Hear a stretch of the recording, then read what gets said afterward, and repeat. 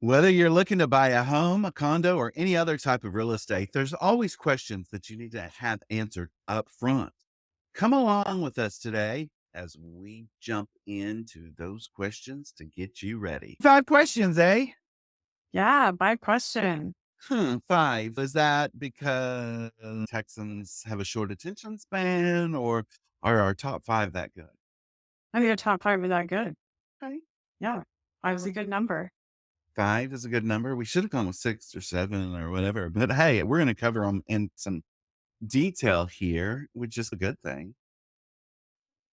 Yeah, Yeah. actually. So when you're buying a house, it's an exciting time and you're looking forward to taking part of that American dream, or should we say that Texan dream? Because we're talking all about Texas real estate.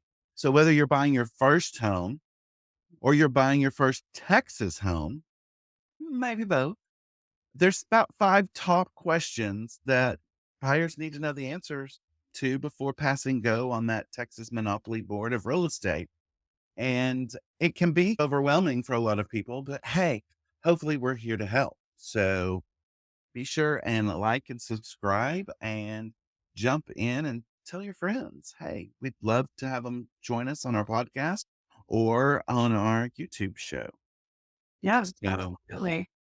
so if we're going to knock it into those top five questions, not the top, but maybe one of the first five, what would you say one of the first five questions probably should be on every buyer's mind? So that is what's the first step to buying a house? Where do you What the start? first step? That seems pretty Sesame Street or Mr. Rogers kind of thing, Yeah?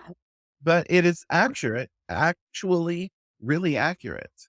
Yeah, So really having the idea of what do I need to do is the big question on everybody's mind. And it's probably not going to be what you think it's going to be, is the answer to that. that's true. Some of it's not the most fun, some of it is, but hey, what would you gander would be part of that, Carrie? The first step is the first step, which is to set your goals. Like, figure Goals. out where you're going. If you're going from point A to point B, the first thing you need to figure out is what's point B? What does it look like? And so those goals can be like your financial goals, your time period, like when do you want to be into that new house? The specs of the actual house itself. And what kind of a house do you want? Do you want one story? Do you want two story? How many bedrooms do you want? Do you want a newer house, an older house, so many different things specifically about the house. And then, of course, you can zoom out a little bit too and think about what geographical location do you want? What city do you want to be in? Do you have a specific neighborhood that you're looking at? Is there a radius around something where you want to be located, like a radius around your job or maybe a specific school district? So you really have to set your overall goals at the very beginning of the process because that's going to lead you through the entire way. It's a long journey. And at the beginning of every journey, we have to figure out where we're going. We have to look at our goals and define those things. Absolutely. One of the things that I tell when I talk to people the first time, especially when they're coming from out of state, I said, you're going to have to come here and you're going to have to rent a car and you're going to have to get lost. And when I tell them that, they're like, "You're already telling me to get lost in our first conversation?" And I'm like, "Yeah, I am." Because your phone, your probably your rental car, whatever, is going to have some kind of GPS where you can set the hotel that you're staying at and go explore. Go to Mhm. the grocery stores, buy something in a grocery store, see the people. Because one of the big things that realtors and real estate license holders nationwide are very concerned about is steering. And steering is a serious thing that where someone steers someone to one area or the other. And I'm very conscious about making sure that people find the area of town that really fits with them, their lifestyle, the people that they see at the grocery store and everything. If they're not comfortable with that area of town, they're not going to be happy. Yeah. We can, after we really identify what they're looking for in a house, we could probably find it in or around that geographic location that you were talking about, which has the grocery stores and the schools and everything that they want. But then we really have to, you are correct. That time frame is crucial. Right. and I think the hardest part of what you were saying is the financial. And I think that's because people think they can afford more. They don't think about this. And lenders get beat up all the time. And it's not always their fault because they're not responsible for what you've done with your past credit, with whether you've paid your bills on time, whether you've spent too much, or whether that Maserati payment is cutting into your home budget. Because I've seen that happen as well. And you really have to be prepared. And there's what? Freecreditreport.com. There's different places you can get. Don't get your Credit Karma and think you're good to go. You're still gonna have to meet with someone who's qualified, but really being able to take care of some of those issues up front. And it's gonna be hard, but knowing what you want to spend is gonna be something that is one of those financial goals. So, how to make those determinations on finance? Carrie, you wanna slide us into that? Yeah, so that kind of leads us into what our second question is that I hear a lot of times from people, and that is once they've set their goals and figured out what they want, what professionals can help them to buy a house? Putting Because your team together. yeah, exactly. Anytime you're going towards a goal, you not only want to know where you're going, but you want to know who is going to help you get there. And it's important in any process, but especially in the process of buying a house where there's so many different moving parts and so many different things to understand and manage. You have a really solid team behind you that can help you to reach your goal. And one of the first people that I recommend people go and talk to and find is that lender that you were just talking about. Oh, really? I like them to talk to a realtor first. Yeah. So, that's where you and I are different, but that's cool. I like that. I like that. Yeah. So, why do you like them to talk to a lender first? Because a lender is going to help you look at your financial goals and look at your finances and really figure out, like you said, what payment you can afford. And then that's going to in turn determine like how much house you can afford. And it's not only, of course, a matter of how much house you can afford, but how much house do you want to afford? Right. Do you want to use your whole budget? Do you want to just use part of your budget? And the lender can really help you like dive in and look at your specific budget and your specific credit and everything and give you some options for loans. And of course, when talking to a lender, I also recommend to people talk to a few different lenders. Sit down, talk to them. You can find them if you're talking to a realtor first, which is certainly a good way to start too. You can ask that realtor for lender recommendations because they'll probably know some people that they feel like offer good service. And you can go around and interview some lenders and see what their rates look like, what the terms are on the loans they can offer you, things like upfront costs. And then one of the most important things to me is what kind of service do they offer? That's one of the most important things to evaluate when you're looking at your lender is how available are they going to be? What level of service are they going to give you during the whole process? Yeah. And that right there, I think, is one of the reasons that I like someone to talk to a realtor first. And Mhm. it's because w most of the time, consumers will go to a bank, and they'll go to a Wells Fargo, they'll go to a Chase, they'll go to a Frost or any number of banks that are out there. And because that's who they've gone for all their banking, they think, "Oh, that's great. It's just be easy," and it's not. And that's not who you're going to want to use, and you're gonna want somebody who has the ability to guide you on picking a lender because it can be very frustrating. And I know that many people who have talked to a lender in the beginning, and then we talk to them about choosing a local lender, somebody who's going to be able Mhm. to do it just right here. And they get put off by some lenders. Yeah. And I always try to interview my buyers and say, do you like working with one person in particular? Do you like working with a group? Kind of thing like that. And a lender is important, but I think also having a lender to referral from your realtor so that your realtor is guiding you to a couple of lenders are that have a track record with getting the closing on time and Right. work with that realtor. Because if they're not going to work with the realtor and they don't like the realtor, it can become a nasty situation. And from most, a lender will be very quick to tell a realtor to stay out of their lane and you do the realtor stuff and let me do the lender. But a lender will also be very quick to jump into a realtor's lane. which is very frustrating. And I've had to tell them, hey, I've had both. I've had a real estate company and a mortgage company. And so I know your talk as well as my talk. And if you want me out of your lane, get the heck out of mine. But Because there's so many mortgage programs that are changing all the time. It's too hard to keep up on the housing, the market, everything else like that, as well as what's going on in the lending world. But what's the biggest fallacy as we're talking about realtors? I'll just segue this in there, Carrie. Sorry about that. What's the biggest fallacy that you think that most consumers think or have in the past heard from realtor about their services? I think I think a lot of people don't understand where the payment of the realtor services comes from. And there are people out there that have advertised that realtor services are free, which is not ever the case. No, and in fact, the Department of Justice has gotten into a big suit with the National Association of Realtors over some of the realtors who are advertising that their services are free for buyers.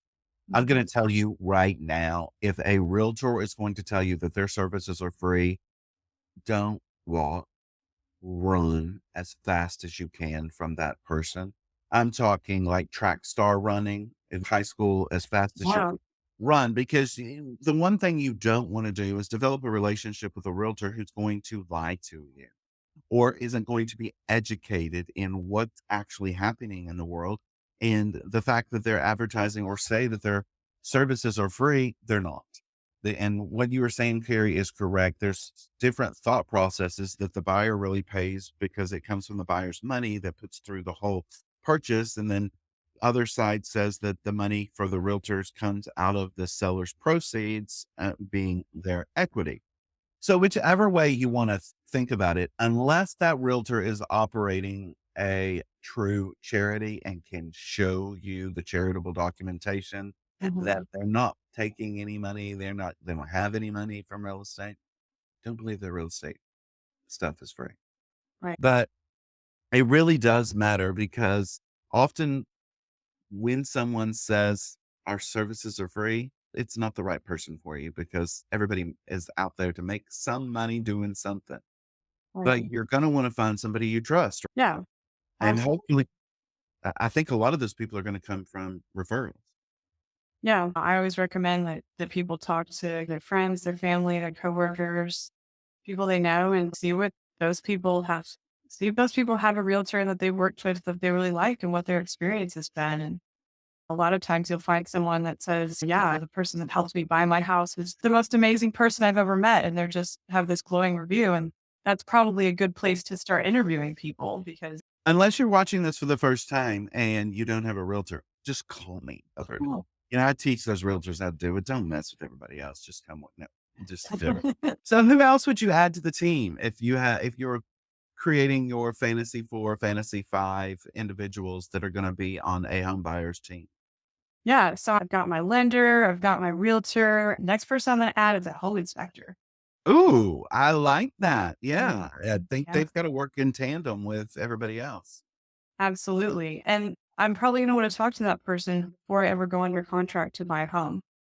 especially in the markets we've been experiencing the last couple of years. And when I talk to him, I'm going to ask them, like, what's your time to schedule an appointment? Can you come out next day or does it take a week or 2 weeks to get on your schedule? 'Cause that's really important. Option periods, as we'll talk about a little bit later, are a limited amount of time in which you need to get that inspection done and returned to you. So you have to make sure that you're working with an inspector that's going to be able to meet whatever timeline you're expecting to have. Absolutely. And I think it's important to talk to them and find out scheduling and also how long they've been doing it. Because as they really jump in, the Texas Real Estate Commission is the one who oversees home inspectors. And we've gone to a standard form now in Texas on how to do on those inspections. But it is really important to know how long they've been inspecting, what they do prior, and you can ask these. And I can give you a handful of names that I'm going to ask you to call and find a comfort level. I'm not going to direct you to one person and only one person because that is not the right way, I think, to run a business. Just understanding what they know, what they have known, and just understanding that a home inspector is going to give you a general report. They're going to look at a visual survey of the property. They're not putting it up, sticking a tube up been doing any kind of probes or a colonoscopy or anything like that, it's a limited visual, which you can tell. And they're not required to have any kind of fancy technology that sees behind the walls or sees moisture. But a lot of them do. And it's going to be important just to ask what they look at. There's a lot to do, and really your realtor can help guide you with a couple, but you do need to talk with them and get a comfort level because you want to know the most you can know about a house. And a realtor cannot guide you in the inspection world. Just by virtue of our license, we are not inspectors and we aren't trained to the level that they are. Now, let me tell you, I've assisted many people buying houses, and I guarantee you that I don't know one realtor who is the level of research and knowledge that an inspector is. There's just no way. Yeah. And we have to make sure that everybody understands that a realtor is not an inspector. We're going to show you, hey, look for this crack, look for this, do that, but get a good home inspection. I don't like it when people don't get a home inspected. No, home inspection is so important. Yeah. Because you Yeah. need to know what you're buying, right? Yeah, exactly. And I mean, we don't need divorces on houses. I know you can just go sell it and Mhm. stuff like that, but you need to really research what you get. Yeah. So let's just add one more. We could add more and more team members because we have septic professionals, we have Right. plumber professionals, we have tons of different HVAC that we love. But what's just if we could just narrow it down to one more person to add to this team? Maybe not everybody's going to use them, but yeah, they probably will. Who would that be? I have a group of people. So contractors just as a group, you know, Okay, contractor. yeah. And that could be a few different people. That could be an HVAC person, a painter, a flooring person. But essentially, if you're planning to buy a house that you're going to make renovations to, you want to have a few contractors standing by that can give you reliable quotes on what those renovations are going to cost you.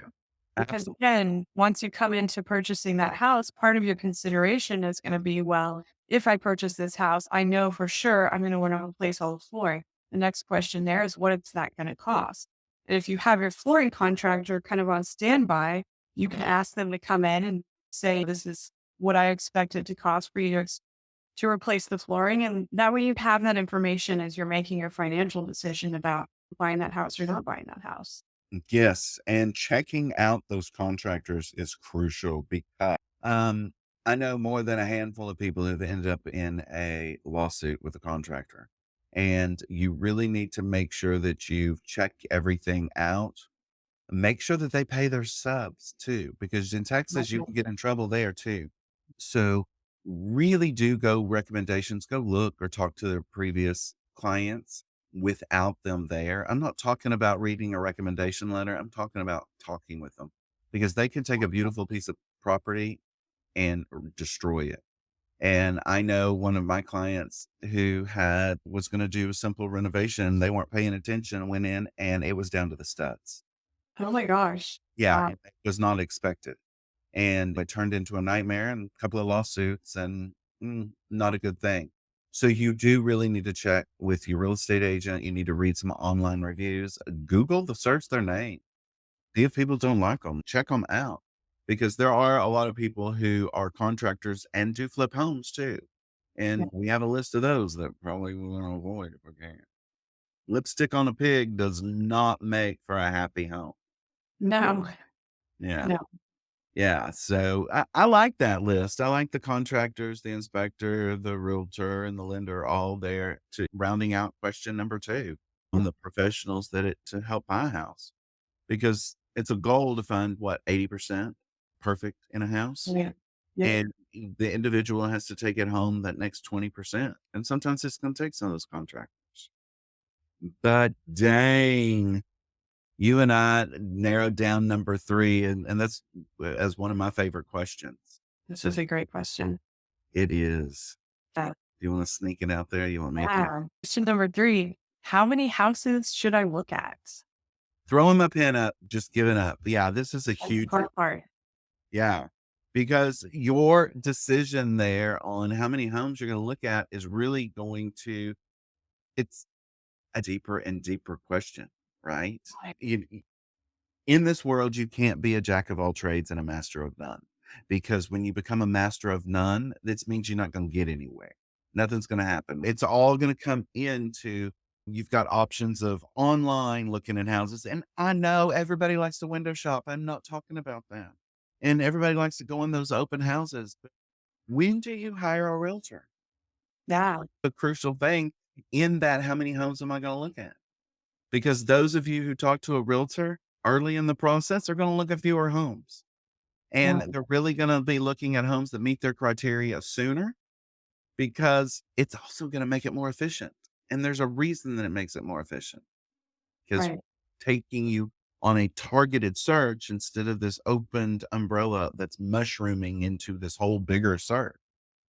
Because Sure. it's very hard if you're looking at $500,000 homes and you turn out to only afford 300, you ain't ever gonna find a $300,000 home that you're gonna like. That's That's the true. frustrating thing. That's very true. Yeah. And I like what you said there, that the search is going to be more efficient because that's entirely true. And everyone's time is valuable. You probably have other things to do besides your home search. And it's really important to have that realtor on your team who can help you maximize the time that you do have to devote to your home search and make sure that you're seeing homes that meet your needs. You're seeing homes that are in the geographical area that you've chosen. And you're seeing homes that are in your kind of financial range that you want to look at. Yeah, many people, I've had a couple of past clients who've been like, tried to search and think that they were gonna find a house that, you know, basically I wasn't gonna uncover for them. I'm like, "Doesn't really happen like that." And usually it's outside of the target range that we've looked at, and so they've Right. taken the blinders off. Because there's so many times that you're either watching TV or watching the news or anything, and you wanna scroll online and look at home. And that's a great way to do it, isn't it, Yeah. Carrie? Yeah, it is. And a lot of people do look online at homes before they ever hire a realtor. I think, what did you say? It was something like 44% of people are going to look at homes online before they hire a realtor. Yeah. Yeah. Right. And It matters, it you does. know? It can be a waste of time or it can be good time spent, because if you're seriously looking for a home before you call a realtor, you're just adding 2 to 3 weeks to the process. Eating things up, and that's what most people think, "Oh, I can target this, I can target this, I can knock Well, this." No, go look at geographic areas. Don't go look at just particular home. If you see a neighborhood that you like, that's completely different than looking at homes online. You're wasting your time. And right. people love to waste their time. That's people go, "Oh my gosh, what made you get into real estate? I'd love to look at homes." I'm like, "Shit." That becomes the least most favorite thing about doing real estate. It's homes, because we look at so many homes. I think my first thing is the design trends, because I'm always picking up ideas. But Right. Yeah. reason that you jump into real estate, especially, we're here to do a job and feel getting you to your destination. But online is a great tool for people to be able to search. It is. Yeah. And another tip I'd like to throw out there is once you are working with a real estate agent, ask them if they have a specific website that they can provide to you that has MLS data on it, because a lot of times your local realtor is going to have a link that you can go and search that gets faster data than your national sites like Zillow and Realtor.com. Those can actually, Homes.com too. yeah, There's yeah, a lot of them that they go to. those can take 2 to 3 days to get the local MLS data, and 2 or 3 days is can be a long time. So, yeah, Yeah, most it really does. And you were saying it really narrows down the time frame, and it really does. And I keep hearing people complain about looking for a VRBO or bed and breakfast or something. There's 5, 6 sites that people have to go look at to find a property in that. And right. you're blessed to be able to call a realtor and find the best properties out there. Yeah, that's a really convenient, really efficient thing. But it's hard to, especially if you're moving here from Vegas or LA or even New York, to know Austin, San Antonio, Yeah. those 2, there's tons of little pockets, there's tons of little areas, and how many houses you wanna look at, you're seeing, you probably wanna make that a less targeted number Mhm. by talking to a realtor. and spend your time. What do you tell them to do? Research neighborhoods. What else? Yeah, look at neighborhoods, look at the school districts, do some Absolutely. research there. Not only look at the online data and reviews of school districts, but call the administrators, talk to them. School districts are really a concern for you. Actually, talk to the people that are there working in the schools. If you get an opportunity where you can go to a PTA meeting, actually talk to some parents, that can be really valuable feedback to have. Because schools have online reviews and that can be a lot of valuable data, but every family is different and every family is looking for something different in what Amen, the school sister. is going to serve them. Yeah, if you can visit that school, call that school, get in, talk to those parents, and really figure out if that school is going to meet your family's needs and serve you the way that you want. Yeah, because a lot of people just look at the rating or the percentage and say, "Oh, this school got this rating." When comments, go look at the Mm. negative reviews, go read what they say and go, "Oh my gosh, you're just being a Karen," or, Mhm. "Oh my gosh, you're just complaining to be complaining." And remember that on those review sites, nobody goes when they have a great experience to those review sites and Mhm. says, "Oh, this school was great. They helped us. We had this situation and that situation, and they were amazing." They only go to bit. If From you sure. don't go to bits, your scores are gonna be bad, and yeah, you're gonna look at testing scores and different things, but it's Yeah. gonna be the overall experience, not just one Right. aspect or another, and what's right for one kid and right for the other. Yeah. So, let's say they skip online and they decide to hire a realtor, and they just wanna look at stuff in person. What benefit is there to that? It's very efficient. There's a targeted search. Your realtor is going to talk with you and understand what are your wants, what are your needs, what are your deal breakers. And they're going to pick out homes that specifically match those specs that you've offered. And you get to actually go see them in person. Looking at a home online is great. It's great to be able to see the data and the pictures of the home and all the specs. It's a totally different thing to go and actually stand in that home, walk through it, understand how the flow of the home works, look at the finishes, touch the backsplash in the kitchen. That's a totally different experience than looking at something online. So it's really important to get out there and do that. And if you go straight to that step, then that's great. It can be a very efficient way to do it. Yeah, so you think, what, do your clients average about probably 10 homes once you truly identify what they're looking for? Yeah, I think that sounds about accurate. Average Yeah. 10. Yeah, I always tell clients, look for 80%. You're never going to find anything perfect. I'm sorry. This is a dating app and you accepted a lot less when you found your spouse. No matter who it is, you had to help make them, groom them, put them into the thing. That's the same thing you're going to have to do with real estate. A lot of realtors say, "Oh, I'm a matchmaker." Well, yeah. A house is what it is. And it's a Right. house is not a home. You have to make it a home. You're going to have to add the design specs. You're going to have to bring it to what you want. It's going to have the good bones. It's going to be in the location. It's going to be the style that you want. Don't look for perfect because you ain't going to find perfect. No, you look for perfect. You're going to be looking for a long time. Yeah, because even those people that I know that build their exact custom dream home, they always have in about a year, they go, I should have done this.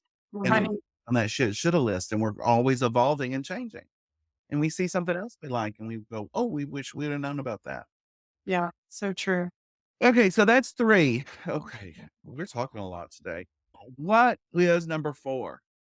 The number four that I get this question a lot from people is what is an option period? Yeah, because most places around the United States have just a regular due diligence period and not an option period, and those due diligence periods are written into the contract. Yeah, so what's the difference in Texas? So in Texas, you can choose to purchase an option period or not purchase an option period. Purchase being the key word. Purchase. Yes. Yes. And the option period, just for sake of definition, is going to be that time at the beginning of the contract when the buyer is allowed to back out of the contract for whatever reason that they choose. Yeah, it's the time that you're taking it off the market. Mhm. It's people typically aren't looking at it during the option period. They know that it's in an option period and Right. it's under contract, and it's your time to bring in your inspectors and to look at stuff and really try and make that decision as best as you can. And you're having to pay for that. And you're paying for that time off the market. Yeah. And that option money is not something that you get back. That's simply a payment to the seller for taking the house off the market for whatever number of days you negotiate. It varies. It just depends on your specific needs, how many days you want your option period to be. That's money that you're paying to the seller for saying, everyone else, hold off on this house for a second. This person's going to look it over and see if they want to go through with the contract. Yep. But the good thing is with that, even though it is non-refundable, it does apply to your closing costs and everything else in the transaction if you actually finish and buy the property. But during your option period, that's when you are going to talk to an insurance agent. Yeah, Make sure there's no problems with it. Make sure you can get insurance for that property. And right. you're going to call the inspector that Carrie was talking about earlier. And if it's got a pool, you're going to have a pool inspector, a roof, you're going to have a roof inspection. If it was built before January 1, 1978, and you're Yeah. concerned about lead paint, you're going to get your lead inspection at some point during that time period. Yeah. So That's there's a lot that happens. And I think the insurance one is the one that most realtors do not advise. And there's no out in the contract in the state of Texas for lack of insurance, of being able to right. get insurance. It's just not there. And people could say, oh, it's property condition. Is it? Because one person might not be able to get insurance, but another person could. True. Very true.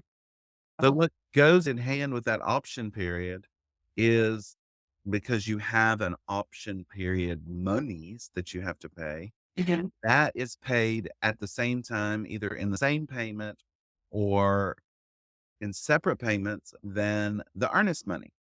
Yes, the earnest money. And we both of us love the fact that how does earnest money work as our last question, because it really is important. It brings it all into legit. So you remember you're going to pay for your option money if you're getting an option period, Mhm. and you're paying for your earnest money at the same time. And that's very crucial. And you want to make sure that you pay the full amount big time. So Carrie, tell them who and how much. So earnest money is typically going to be about 1% of the sales price. And as soon as you go under contract, you're going to deposit that earnest money with the title company. And the title Absolutely. company is going to hold that while you work through the contract. And depending on where you are in the United States, if you've already gone back to California or Washington or whatever, and you go under contract, you have to take paying your earnest money and your option money seriously. Yeah. It has to be receipted by the title company within 3 days of the effective date. So what that really means to you is if you're going to pay for a wire and have a wire sent, you need to do it early in the process. Don't do it on the last day because Right. you could miss their cutoff and then you're out of your obligations. You're still under contract, but the seller can then jump in and say, hey, we want out. And you may have some big problems, but it is really crucial to not throw it in the mail, not throw it in a FedEx pack unless you're doing 10 a.m. the next morning. Do something and make it for the full Right. amount. Double check that. Right. Make sure it gets there. Make sure it's for the full amount. Make sure the title company receives it. Yes. Yeah. And Carrie, big thing for them to remember is the money's applied where first? The money is applied to the option period first, the option fee first, I should say. Yeah. Yeah. And Yeah. that's to protect the buyer and make sure that if there is a shortfall somewhere, that option fee is paid and that they do get their option period. Because if there's no option fee paid, there's no option period. So that's another important reason to make sure that money gets in there on time. Absolutely. And you want to make sure that if you've accidentally made a shortfall, that you make it up immediately because the seller has a right to get out of the contract if you're not paying the earnest money in full. So make sure that you are doing that. It's going to be customary in the state of Texas. Unfortunately, for some people, they don't like it, but both the buyer and the seller are going to have to sign on the termination documents. If you get out during your unrestricted right to terminate your option Mhm. period, they're both going to have to sign and agree to who gets the earnest money. It's not going to be an issue, but the title company is going to want that documentation there, cover their butts, Yeah. Yep. which Signatures. I think is crucial. Right. Yeah. I don't like it all the time. And in our contracts, and we can't give you legal advice on a contract at all. You're gonna have to hire an attorney. We can tell you what it says. We can't tell you what it means. And you're going to want to make sure that you are doing and looking at all of the sections of the contract when you're getting ready to get into one.